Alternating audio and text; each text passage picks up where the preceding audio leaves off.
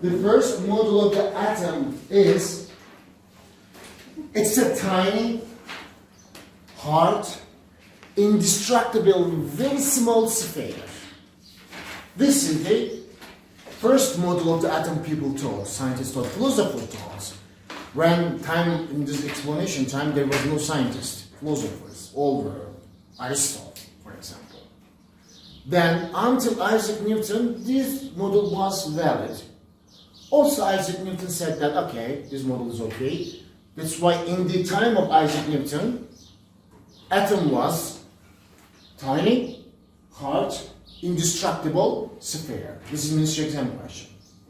In the time of Isaac Newton, atom was tiny, hard, indestructible sphere. It was the basic of the matter. But many years, this model was accepted by the philosophers and scientists. However, after the discovery of electron, this model has changed, must be changed. Why? Because electron is coming from the atom. If you are able to remove electron from the atom, this atom is not indestructible. So, then a new model must be proposed after the discovery of the electrons. And a chemist, in fact, J.J. Thomson, proposed a new model after the discovery of the electron. His model is again sphere. This, of course, if the electron is discovered, which is negative, there must be positive in the nature.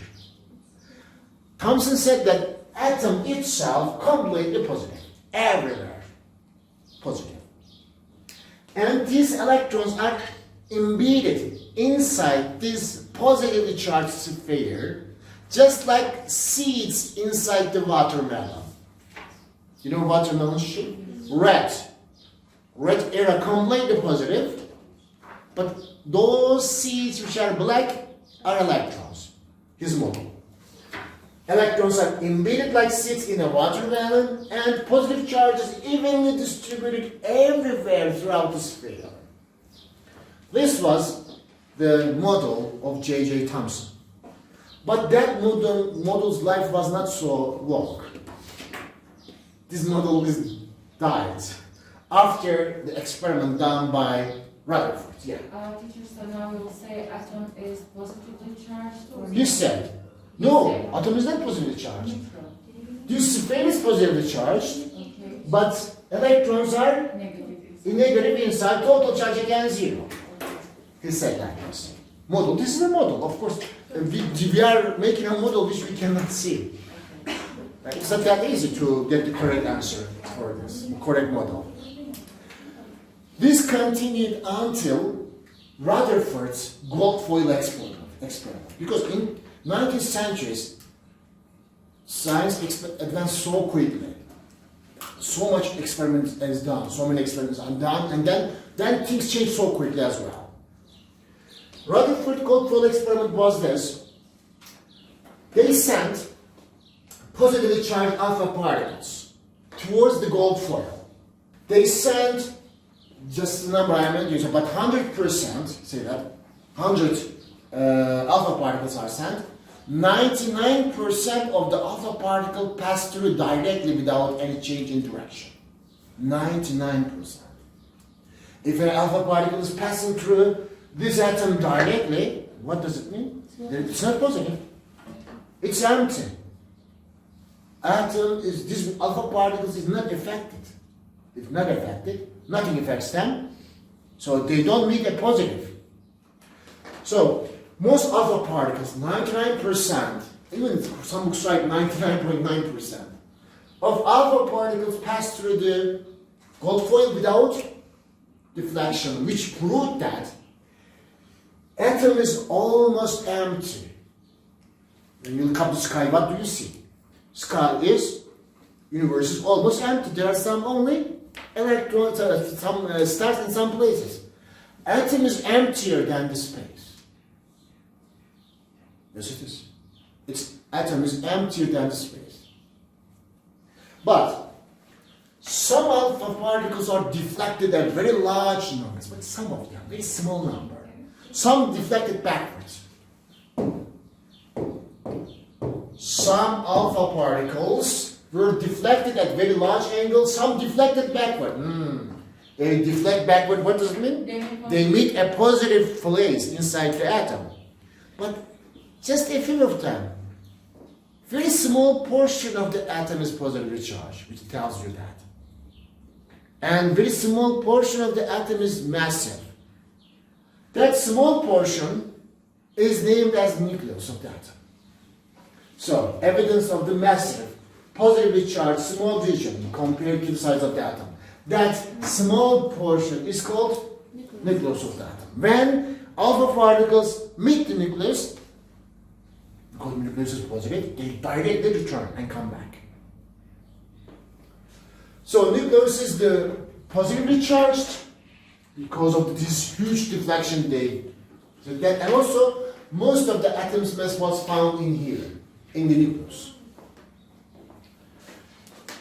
And then he proposed a model. His model is very similar to solar system. Solar system, at the center of the solar system we have the sun. The sun has 99.9% of the whole mass of the solar system. So most probably we think that, okay, most probably atom must be the same way. Then he said that if the sun is the center, nucleus is the center of the atom. Yes, he said that nucleus is the center of the atom. Nucleus accumulates 99.9% of the whole mass of the atom. That's correct. Around the sun, what is there? Planets. What are the planets doing? They are revolving in circular orbits. Okay, I have electrons. Where are they? They are revolving around the nucleus. That's what this model sometimes called planetary model of the atom, because this model is very similar to solar system. Electrons must be moving in orbits about the nucleus, just like the planets revolving around the sun. This is Rutherford's model, and this is the first model which is very close to real structure of the atom, but still not complete. Because as I said, after each discovery, we are finding something wrong with the model. Again, one discovery made the Rutherford's model insufficient. There were two problems with Rutherford's model. Of course, this problem, one of them comes from after the discovery of electromagnetic waves. James Clerk Maxwell is one of the giants in physics as well, electromagnetic, discovered that accelerated charge radiates electromagnetic waves. Accelerated charge radiates electromagnetic waves. Do you remember that LC circuit we studied 6.3? Yes. In LC circuit, energy was once in coil, next in capacitor, then the coil, then capacitor, then coil. So electric current is oscillating between the capacitor and the coil. What does oscillating electric current mean? Electric charges are moving backward, forward, backward, forward, backward, forward. So when they are doing that, they are accelerating. Of course, this acceleration must cause some electromagnetic waves to be provided. Yes, this is how we produce electromagnetic waves. This is how we communicate with each other by using LC circuit. If mass accelerated charge radiates electromagnetic waves, now think about the Rutherford's model. So what is accelerating there? Electrons. Electrons are moving in a circular path. In circular path, every electron has a centrifugal acceleration. So that electron must radiate energy, electromagnetic waves. But when you check it, we don't see it.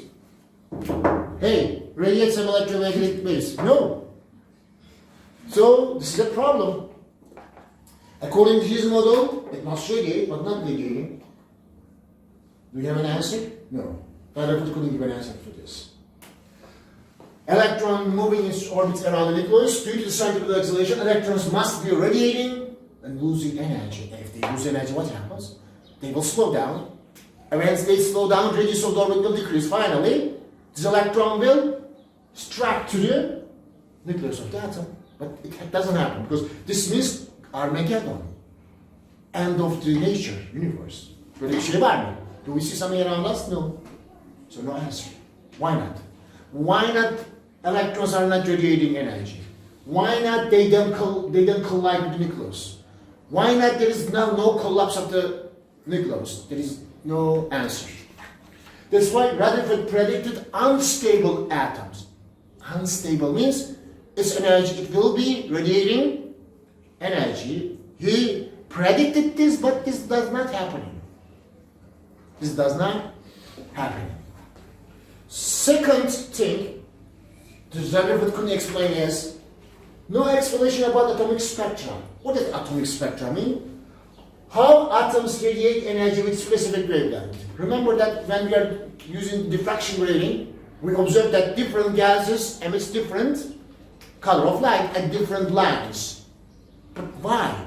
Why one atom is different than the other? Why there are lines? Why not continuous? Still, Rutherford's model has no answer for these questions. These two are the problems, and initial exam question as well.